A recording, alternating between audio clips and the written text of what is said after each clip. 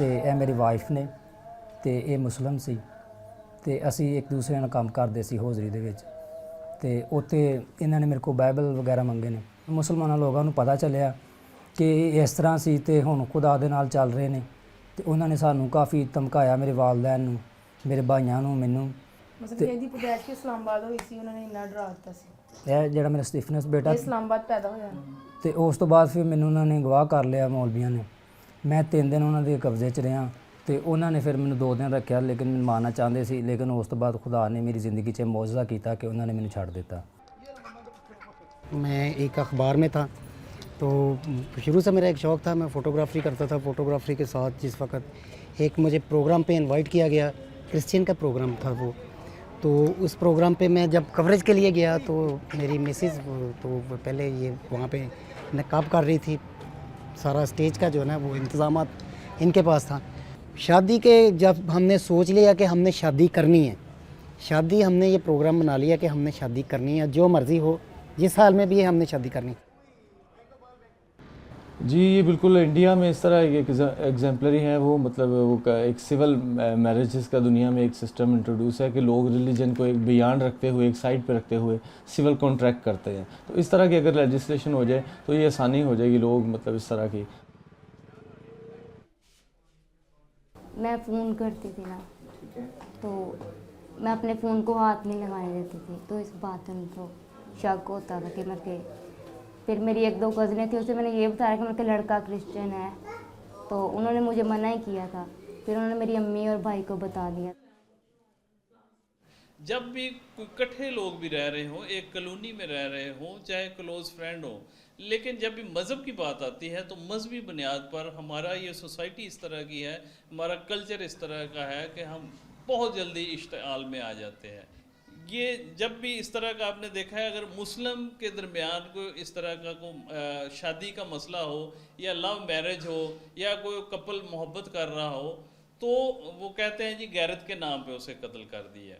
तो अगर एक मज़हब के मानने वालों में इस तरह की सेंसिटिविटी है तो आप अंदाज़ा लगाएं कि दूसरे मज़हब का बंदा या लड़की अगर किसी से मोहब्बत करते हैं तो उसकी क्या हद हो सकती है।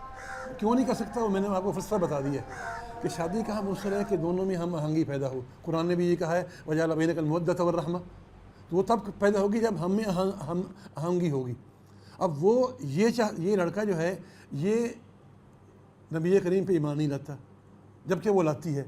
ज़ाहिर मर्द को औरत पर एक फ़ौक़ियत हासिल होती है, मे भी उसे मजबूर करे कि तुम भी मेरे ईमान पे आ जाओ। और कुरान ने यहाँ पर अजीब इशारा किया है उलाइका यदऊन इलन नार। अगर तुमने इस बात को यानी निकाल दिया इस उनसर को तो फिर गोया कि तुमने अपने आप को गलत रास्ते पे लगा दिया। सानू वक्फे ना मसन के ਹੁੰਦੀਆਂ, लेकिन खुदा ਦਾ शुक्र है ਅਸੀਂ हालात भी, मैनू काम भी नहीं ज़्यादातर मिलता पाकिस्तान ਦੇ ਵਿੱਚ ਇਸੇ वजह ਤੋਂ। बहुत सारे ऐसे फैक्ट्रियां ने कि ਜਿਹੜੇ ਮੈਨੂੰ नहीं रखते, जिन्होंने पता वा, और ਜਦੋਂ भी मैं किते काम करना वा, ਜਦੋਂ प्रॉब्लम बनती है मैनू छड़ना पै ਜਾਂਦਾ ਵਾ। इसे वजह तो मेरी बेगम मेरा साथ देंदी है, कोई छोटी मोटी मजदूरी करके ना, ताकि ਅਸੀਂ वादा अगर ਕੀਤਾ। मैं उत्थे काम करदी है ना तो उन्होंने पता चल जांदा मैं मुस्लिम सी ते वो मैनू कहदी है तैनूं सानूं पता होया कि तू मुस्लिम हो के क्रिश्चियन होई है, तैनूं ਅਸੀਂ ਹੁਣੇ ਕੱਢ ਦੇਣਾ ਮਾਰ। ਬਣਾਉਂਦਾ ਹੀ ਨਹੀਂ ਕੋਈ, ਕਿਸੇ ਨੂੰ ਅਗਰ ਕਹਿੰਦੇ ਆ ਸਾਡੇ ਨਾਲ ਵਾਅਦਾ ਕਰ ਲੈਂਦਾ ਵਾ ਚਲੋ ਸਾਲ ਨੂੰ ਜਾਂ ਯਾਰ ਫੇਰ ਕਰਾਂਗੇ। मेरा शनाख्ती कार्ड नहीं है, मैनूं इन्ना ज़रूरी है, दी पैदाइश पर्ची नहीं बननी होती। इतना था कि मजहबी तौर पे जो है ना वो कहते थे कि यहाँ तो दोनों को कत्ल कर दें, जहाँ पे मिले इनको कत्ल कर दें। यहाँ हम डरते छुपते जिस वक्त फैसलाबाद में आए, दोस्त मेरे साथ जो थे वो सारे आ गए। उन्होंने कहा ठीक है अगर आपने कर ली है शादी तो मसला कोई नहीं, हम आपके साथ हैं जिस तरह भी हैं। ये तो एस्टिमेटेड ही हो सकता है और इसमें हम कह सकते हैं कि हज़ारों लोग हैं, तो 10,000 होंगे अब तक कुछ पिछले 2-3 सालों में, 4 सालों में, क्योंकि इस तरह के जो इश्यूज़ हैं वो ज़ाहिर मीडिया के सामने बहुत कम आते हैं, अगर आ जाए तो हाईलाइट बहुत होते हैं। तो ये खुफिया शादियाँ भी इसमें काफ़ी होती हैं। मैंने कहा मैंने नहीं जाना, उन्होंने काफ़ी दिन मुझे मारा, भूखी रखा। मेरी पहले ज़बरदस्ती शादी हो गई थी, मैंने खुद डिवोर्स ली। उसके बाद मैंने काफ़ी मेरे को मुश्किलात मुझ पे आई, मैंने मुश्किलातों से बढ़ के फिर मैंने 6 माह बाद शादी कर ली। शादी से बाद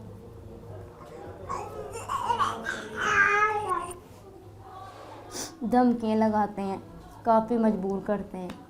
अभी भी मैंने मतलब डर ही यही रहता है कि ना शौक को कुछ होना मुझे। धमकियाँ, ये फायर मार देंगे, पैसे दे दो, जान से मार देंगे, तुम्हारी मम्मी को कुछ कर दूंगा, तुम्हारी बेगम को तुम्हारा बच्चा छीन लेंगे, बहुत गलत बातें करते हैं।